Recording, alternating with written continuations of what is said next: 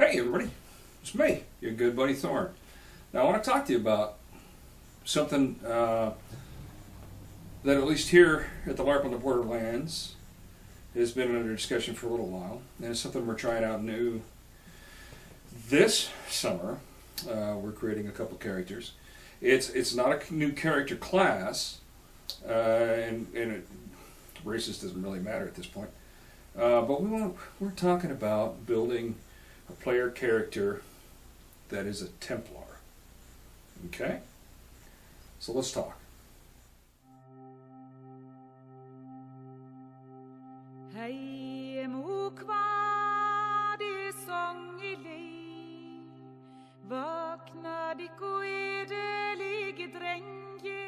And we're back. All right. Now, when I say Templar, some of the larger LARP games out there already have that class, and it's kind of a fighter cleric, a warrior monk in the Western sense of civilization, right? Now, I don't want to go into detail on what the real Templars were. There's plenty of YouTubes out there. In a nutshell, hi Hobbs, during the Crusades, a group of knights formed a monastic order of fighting knights, and they were housed in the Temple of Solomon in Jerusalem. Hence the name Templars. That's history. It's the 4th of July. We're going to hear explosions, okay guys? So, anyway, so that's what the Templar Knights were in history. Okay? In role-playing games, Templars have kind of made that step between cleric / magic user and fighter. They're that warrior monk. Okay? Not the Shaolin warrior monks of Eastern history. But I guess it could be, couldn't it? What we're going to look at, though, is more Western-oriented. So, a Templar, now I'm going to use Nero, and I'll use the Alliance. Hi, Hobbs. Hobbs is here giving his conversation. She's helping. What is it, babe? You okay? You just want to sit here and watch? Is that all right with you guys? They said it's fine. She's a little nervous about the fireworks. So, our Templar is a fighter cleric. A little less better at fighting, a little less better than clerics at healing, a little bit better at fighting than clerics, a little bit better at healing than fighters. Okay? So, when you're building that character, that's kind of what you're doing. You're kind of that fighter healer. You're not a meat shield, but you're not a squinchy cleric either. You'll have a few spells at lower levels, and as you work your way up, better and better spells. Same with fighting. You'll be pretty good fighting at higher levels. At lower levels, you're a little good. You're good at kind of both. Okay, if your party needs a fighter and a healer, cleric might be the way to go. But I want to delve into something. And I want to take this all the way back to the very beginning of role playing, and pull out my copy of the. This is the reprint of the original Advanced Dungeons and Dragons. And in Advanced Dungeons and Dragons, there was no Templar, there was the Paladin. Okay, fighters, there was two subclasses. There was Paladin, and a Paladin is Paladin character is a fighter subclass, but unlike normal fighters, all Paladins must begin as lawful good, in alignment, and always remain lawful good, or absolutely lose all of the special powers that are given them. They have both fighting abilities and limited spell powers at high levels. Okay, to become a Paladin, a character must be human, which we're going to wait for ours. Have a strength of not less than 12, which again, this is all role playing. We'll skip ahead. Law and good deeds are the meat and drink of the Paladin. If they ever knowingly perform an act that is chaotic in nature, they must seek a high-level cleric or lawful good alignment, confess their sins, and penance will be ascribed to the cleric. All benefits are if a paladin should ever knowingly or willingly perform an evil act, he or she loses the status of paladin immediately and forever. All benefits are lost, and no deed or magic can restore the character of paladinhood. Benefits of a paladin are this: detect evil up to 60 feet, as often as desired, but only when a paladin is concentrating, and determining the presence of evil. Detect evil. Okay. Make all saving throws at a +2, which is that. Immune from all forms of disease. Ability to lay on hands on others or himself. Heals 2 points of damage. Ability to cure diseases of any sort. Okay? And then it goes up in level, which I'm not going to talk about. But, as you can see, in the classic D&D, the Paladin was the Templar. Okay? So with that in mind, we are building a couple player characters for our local Alliance game that will be Templars. Now they're of a religious order. And I'll go into detail of what religion they are a little later, because that's another sticking point anymore in role-playing games and LARP. A lot of people are very sensitive and touchy about bringing religion into it, which is ridiculous. Now, you can't bring modern religion into our games. There are no Christians, there are no Hindus, there are no Islam, there are no Confucians, none of that. No modern religions into the role-playing game, but there are religions within the game, in-game. To say that you can't have any religion at all, none, no mention of it, is, in my opinion, completely ridiculous. Religion plays a major role in most societies. The pantheon of gods in Dungeons and Dragons, for example, took into consideration all of that. Now, our Templars are going to be a certain religion, and in that certain religion, as was in the historic Templars, was driven by a code of conduct. Our Templars in the game will be driven by a code of conduct. Thus, they will be lawful good, in their own opinion.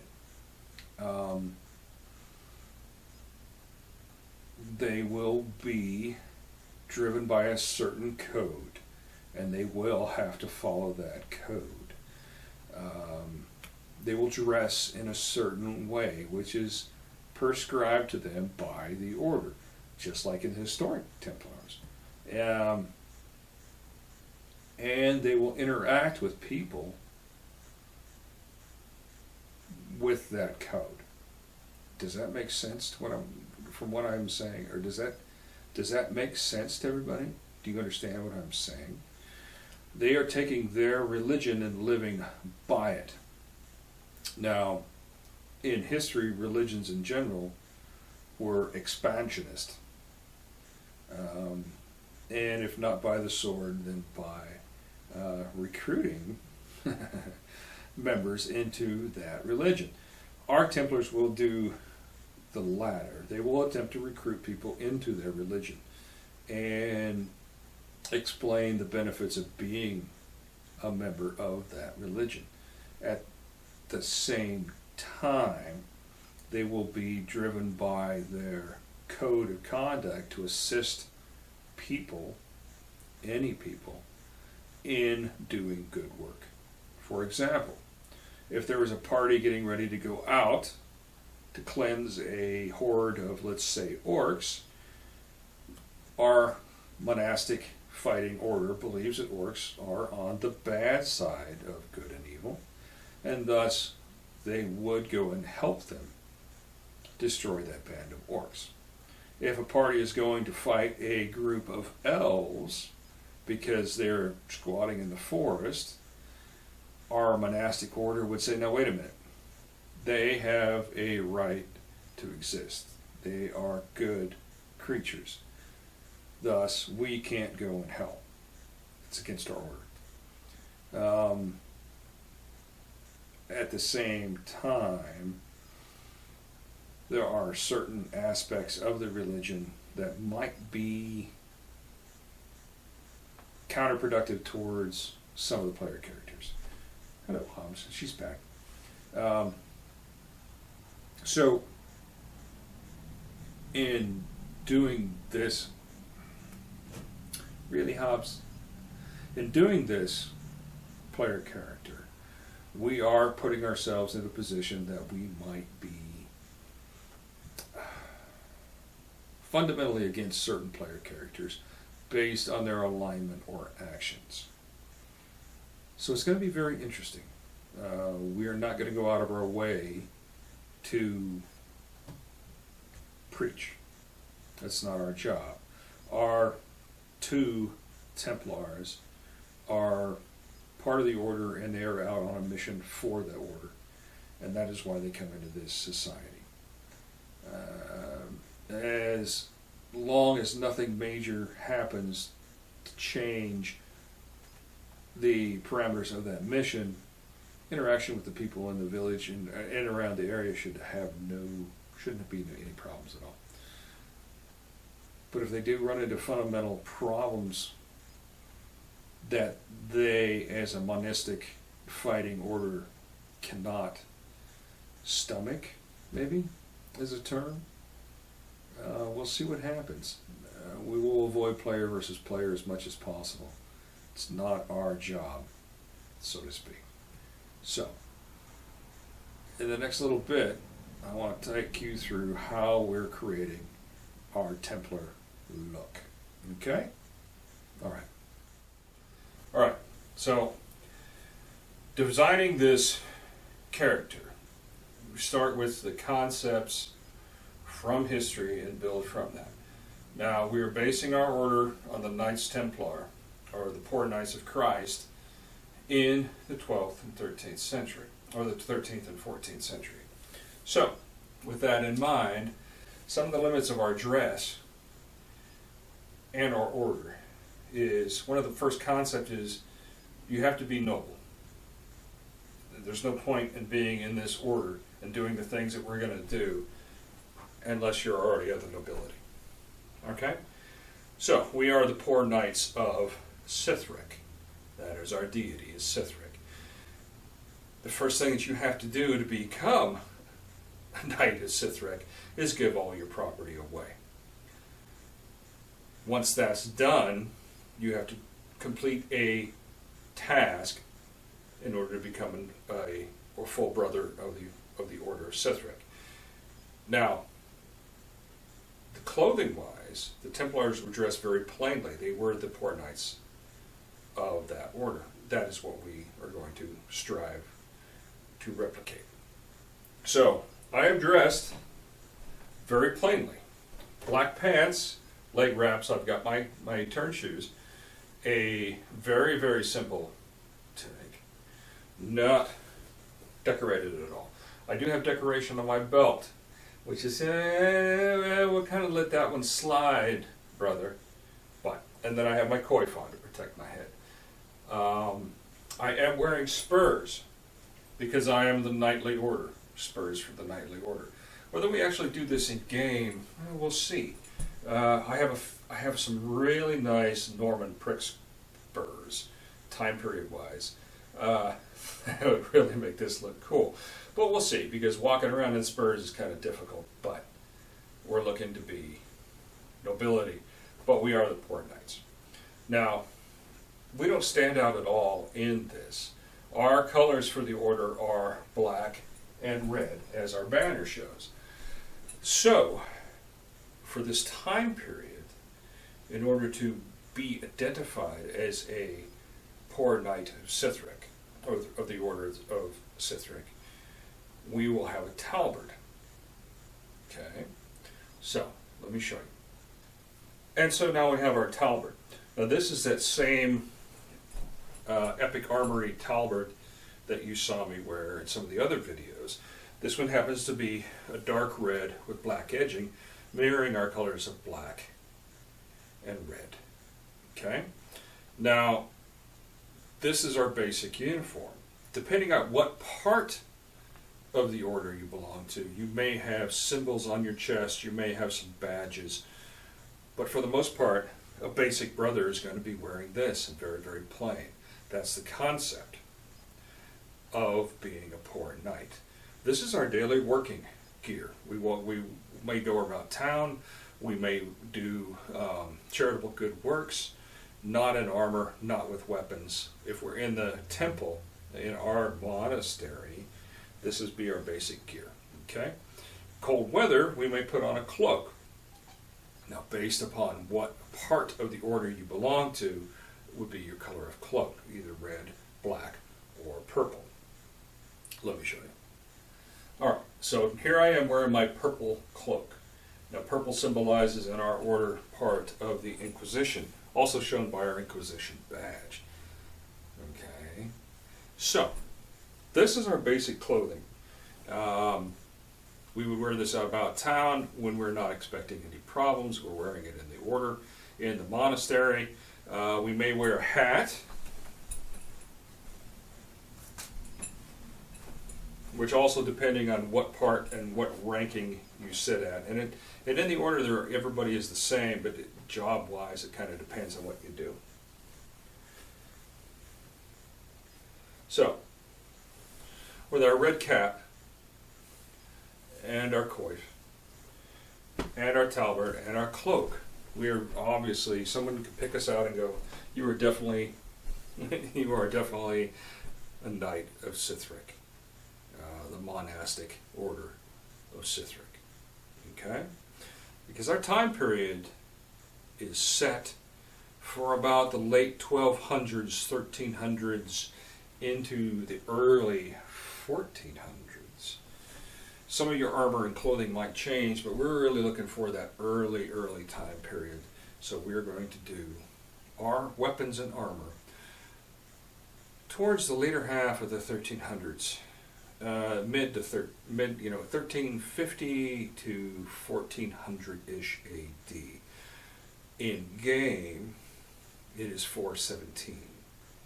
Okay, so in dressing ourselves for this game, Templars are limited for what they can carry and use and wear based on skill level. So what we're going to do is we're going to base our defenses on mail. Okay? Chain mail. So let's take a look at what we're talking about. All right, so the very first piece of defensive equipment that we're going to be wearing is our gambeson or a keaton. This is a very simple padded jacket that I've shown you before. It ties to the front. And is basically, because we're talking early time period, it is a T-tunic. Very easy to make. It breathes well.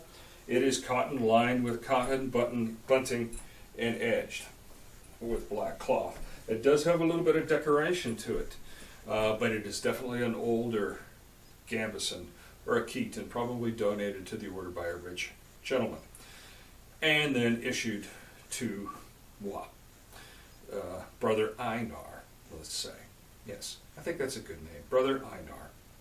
So, with this is our base layer, and next thing we put on is our chain, our coat of mail.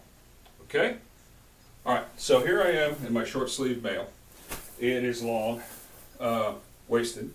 It is split for writing, but it is short sleeved. This could vary time period wise. This could be long sleeved. It probably is long sleeved, and as time progressed, it actually have mail mittens attached to the mail. I personally would rather have a short sleeved and then plate defenses on the arms. Time period wise, we're good. This could be seen in the early 1350s, 1320s, and earlier. It wouldn't be out of place. It is definitely fitting very nicely into what we're trying to do. All right. So over the top of this, I'm going to wear my surcoat or my tabard. Interestingly, in history, tabards and surcoats were beginning to be worn at this same time in history of the Templar Knights, of the Knights of the Temple. More or less, in the East and in the Middle East, the heat of the day would heat the metal up and make it very, very uncomfortable, and so they wore a cloth covering over the top of it. They picked that up from the Saracens and from the Islamic soldiers of that period and of that time, and that is where we get our surcoats in Western civilization. Interesting, isn't it? So, we're going to put our surcoat on over the top of this. All right? All right, so now I have my surcoat on, and I have my waist belt with my pouch, and I do have my fighting knife in the back. I'm a Sakamasex. That reflects upon my northern heritage in the order. Brother Einar is from the north, and so the weapons he uses reflects that birthright. So, the next defensive equipment that I'm going to wear is a padded coif and my mail coif. Alright? Alright, so the padded coif is really nothing more than a coif that has been lightly padded with bunting. Okay? It protects the head from the chainmail and also provides a little bit of padding to the helmet, historically. So, our chainmail coif goes over the top.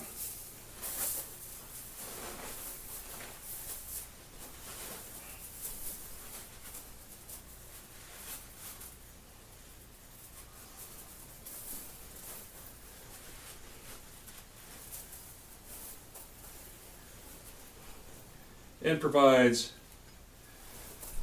pretty good protection for the head. I can still hear pretty good. So I'm fairly well armored right at the moment, aren't I, for this time period. I've got chain.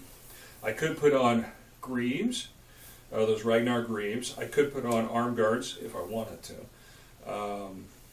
But for my head, there's several different options. Let's make sure this is sitting right.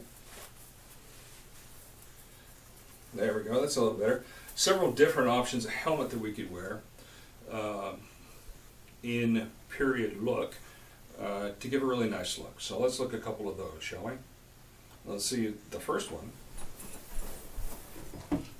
It's going to be a very simple iron cap. Now this is Epic Armory's hidden helmet, and or secret helmet, I'm sorry. Very lightly padded. So I'm wearing the coif. It is edged, so you could add mail to it or sew it into a liner. And it sits very tight to the head and would offer some protection from blows. Okay? A lot of times this would be worn underneath a larger helmet anyway, with a great helm and then a helmet underneath it. This is a very bare minimum that a knight would wear into combat, and it leaves your face completely open. Okay? So let's take a look at a couple different ones. Okay? I'll be right back. Alright, so the very first one I want to show you is one of my favorite. This is a Norman nasal. This is based on a historic find. It's one piece in history with a nasal. This is actually welded two-piece. It provides good head protection plus face protection with the nasal. Okay? Early Templar Knights, this would be the helmet that they would be wearing for the most part. As time progressed and weapons advanced and armor advanced, we see the next step in armor helmets. And this is the one that I'm going to show you. Now this is a Spangen helm with a full metal faceplate.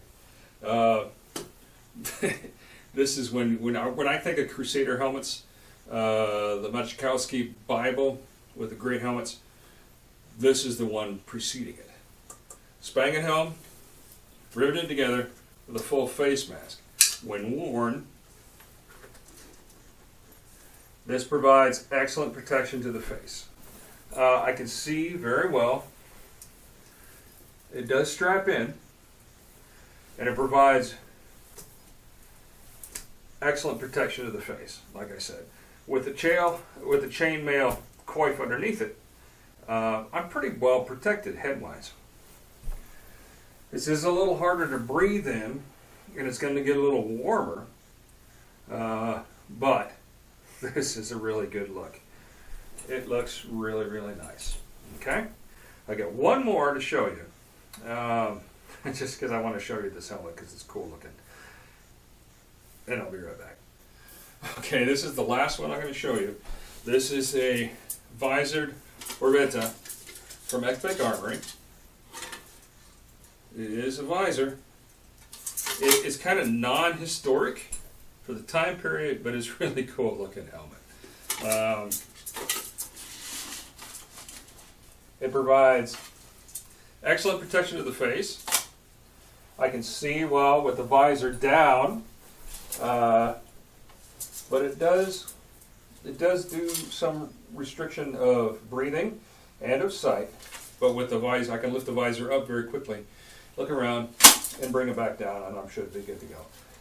Once again, like with all, with all Epic Armory helmets, it is padded. Okay, I'm going to replace the liner, but it's got a really great strap to it. It should be a pretty good fighting helmet. The visor does come off with pins, and it does hook to the side to kind of hold that in place. But there we go. Okay, pretty neat. Now, other defensive equipment wise, I'm going to be carrying my shield.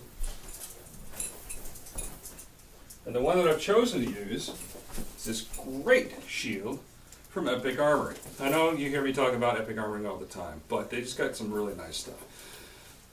So, this is Larp. We're going to redo some of the in front period to go with our Knights of Sithric look.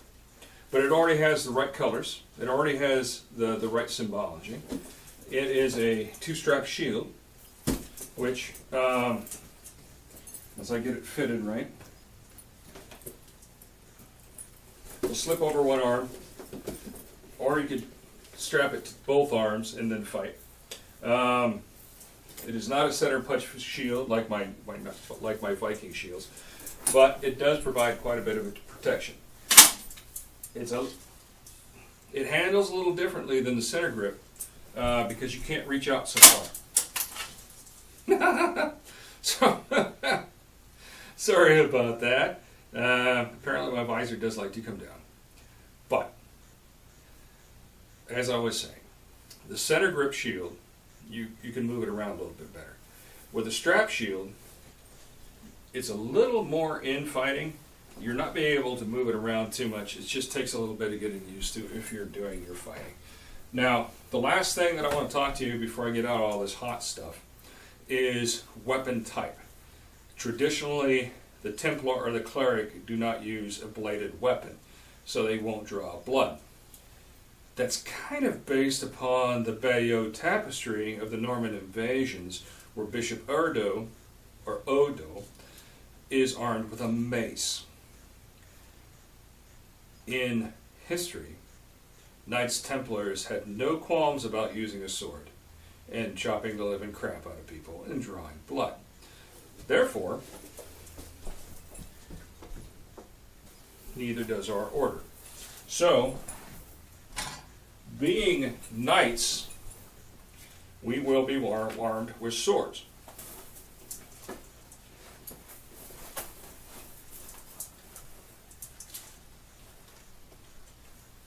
So, my choice is this really nice Kalamazoo knightly longsword. Great hilt. You could use it two-handed if you want. It's more or less a hand and a half longsword.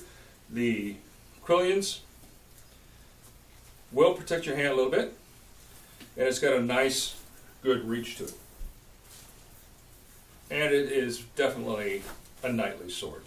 This and my Scamasex will be my two primary weapons. But,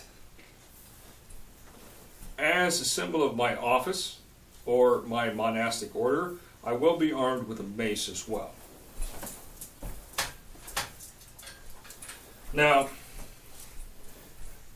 because we are a monastic order and because of the concept that Templars don't use bladed weapons, although they do, I chose this mace from Kalamazoo, which is their Odo mace, based upon Bishop Odo of the Norman invasion of England in 1066. It is a fantastic weapon. The entire pommel, the entire hand grip is padded down to the end. The head itself is very, very spongy.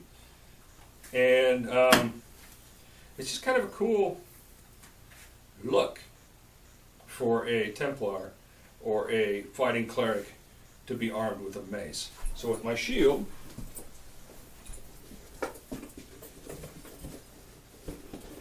my mace, and my ordo, or my Knight of the Order of Sithlic uniform, I'm ready to go and do some Templaring.